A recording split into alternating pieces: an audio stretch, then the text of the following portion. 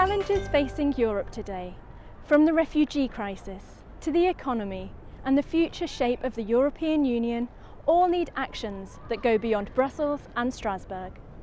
This was the message of President Jean-Claude Juncker as he delivered the State of the EU address in Strasbourg last month.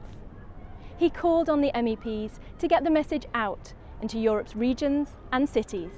All of this means plenty to discuss at the Committee of the Regions October Plenary Session, which coincides with the 13th edition of the Open Days, European Week of Regions and Cities. Between the 12th and 15th of October, representatives from 177 municipalities and regions, as well as a record number of 6 European commissioners, will discuss ways to deliver EU policies better.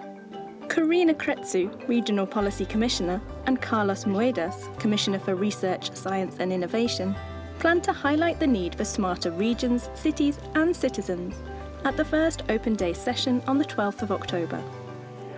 At a debate led by the EU's High Representative for Foreign Affairs, Federica Mogherini, the following day, the EPP Group President Michael Schneider will discuss the regional impact of the refugee crisis.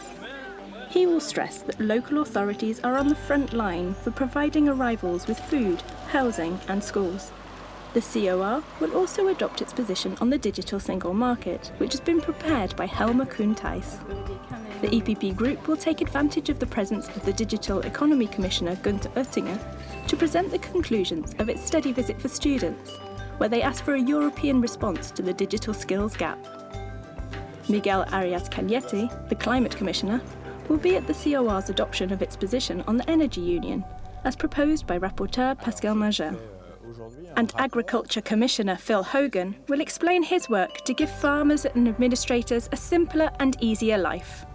Mark Weinmeister, the EPP Group Shadow Rapporteur on the CAP, will respond.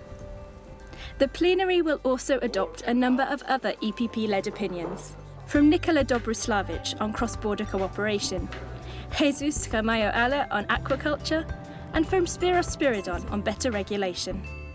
In addition, Adam Struzik will analyse financial instruments for a territorial development, and Luc van den Brande will propose a review of the European Citizens' Initiative. On the 14th of October, the EPP Group will host an Open Day seminar on cities of the future. This will examine the tremendous digital opportunities for government and business, and launch Lambert van Nistelrooy's book, Cities in the Spotlight.